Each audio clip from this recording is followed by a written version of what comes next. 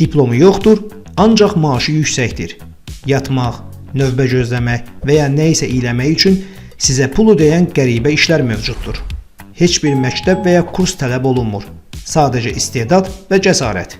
Heç bilirsiniz, dünyada elə peşələr var ki, onları eşidəndə insan ilk olaraq gülür. Ancaq sonra anlayır ki, bu işlərə görə insanlara maaş verilir. Bəli, hətta yüksək maaş. Bu gün sizlərə dünyanın ən qəribə, ağla sığmayan, amma real olan peşələrindən danışacağam. Videonun sonunda verməli olduğum sualı indi soruşuram. Siz bu işlərdən hansını edərdiniz? Yataraq pul qazanan insanlar var. Bəli, zarafat deyil. Bu peşənin adı professional yatıcıdır. Bu insanlar laboratoriyalarda yatır və alimlər onların yuxusunu izləyir. Qazancları saatına 20-30 dollar arasında dəyişir. Tələb isə sadəcə yaxşı yatmaqdır. Bəziləri işləyərkən yorulur, bunlar isə yatdıqca pul qazanır. Böyük Britaniya və Yaponiyada peşəkar növbə gözləyənlər var. Bu insanlar başqalarının yerinə növbədə dayanırlar. Məşğul insanlar və yaşlılar bu xidmətdən istifadə edir, saatlıq maaşla işləyən insanlar isə uzun növbələrdə dayanaraq onlara vaxt qazandırır. Bəzi ölkələrdə insanlar telefon, konsert bileti və ya indirim üçün saatlarla növbə gözləmək istəmir.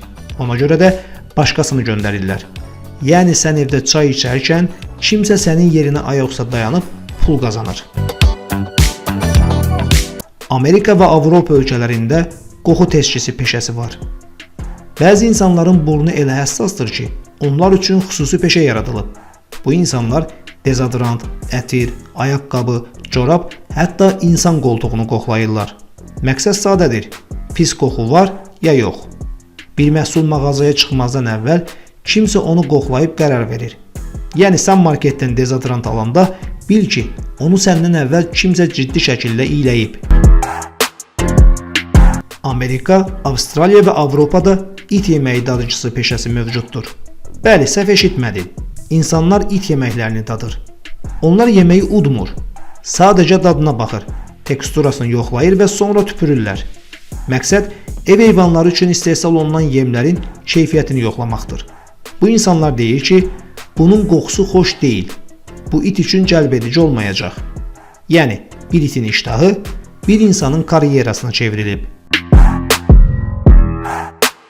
Peşəkar qucaqlaşan insanlardan xəbəriniz var idi? Heç nə etmirsən, danışmırsan, sadəcə bir insanı qucaqlayırsan və bunun qarşılığında pul qazanırsan. Bu zarafat deyil. Peşəkar qucaqlaşanlar tənha, stresli, depressiv və ya sadəcə toxunuşa ehtiyacı olan insanlarla emosional əlaqə qururlar. Bir anlıq təsəvvür et. Bir mağazanın qarşısından keçirsən, uzun növbə görürsən və beynində dərhal bir fikir yaranır. Demək ki, burası çox yaxşıdır. Amma dayan. Sənə desəm ki, o növbədə dayananların heç biri real müştəri deyil. Mənə inanarsan? Bəli, bu insanların peşəsi var. Onlara növbə yaradanlar deyilir. Növbə yaradanlar yeni açılan mağaza, restoran, telefon satışı və ya brend təqdimatlarında süni izdiham yaratmaq üçün işə götürülən insanlardır.